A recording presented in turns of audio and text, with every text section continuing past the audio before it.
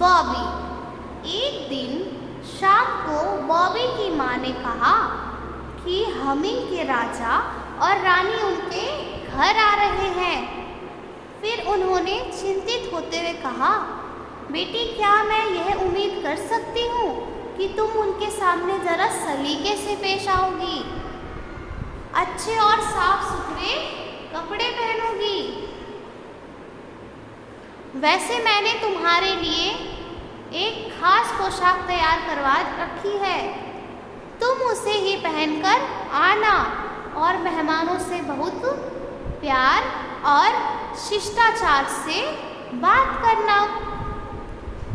जब बॉबी अपने कमरे में गई तो संतरी रंग की एक सुंदर पोशाक के साथ मोती वाली माला और सैंडल रखी हुई थी। वहाँ मोतियों की एक माला भी थी। उसने खुद को आईने में देखा तो उसने हाथ मुंह बहुत मैले लग रहे थे। उसके बाल बिखरे हुए थे, उनमें पत्ते फंसे हुए थे। बॉबी तुरंत स्नान गृह में गई और नहा धोकर अपनी माँ द्वारा दी गई पोशाक पहन ली। फिर सैंडल और माला पहनकर खुद को आईने में देखने लगी।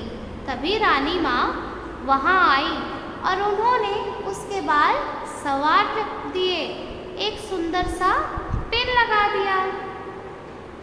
अब बॉबी बहुत सुंदर दिखने लगी। वे खुद को आईने में देखकर हैरान हो गई। राजकुमारी बॉबी अपनी माँ से पूछा, जो उसे देखकर मुस्कुरा रही थी, क्या ये मैं हूँ? रानी माँ बॉबी को अपने साथ ले गई। राजा भी अपनी बेटी की सुंदरता देखकर बहुत खुश हुए। वे हैरानी से बोले, अरे क्या ये हमारी राजकुमारी है? मैं तो इसे वाकई नहीं पहचान सका। सभी नौकर चाकर भी बॉबी को देखकर उसकी तारीफ करने लगे। तब बॉबी को एहसास हुआ कि उसे हमेशा इसी तरह सज संवर कर सलीनता से रहना चाहिए। एक राजकुमारी को यही व्यवहार शोभा देता है। शीघ्र ही मेहमान आ गए। उनके साथ राजकुमार फिलिप भी था। हिमंग की रानी बोली, वह मेरा बेटा फिलिप है। सबसे मिलकर राजकुमार को बहुत अच्छा लगा। वे शीघ्र ही बॉबी से बातें करने लगा। डिनर के दौरान उनमें अच्छी दोस्ती हो गई थी। अतः दोनों रानियों ने तय किया कि राजकुमारी बॉबी और राजकुमार फिलिप का विवाह करा देना चाहिए। फिर राजकुमार और बॉबी का विवाह करा दिया गया।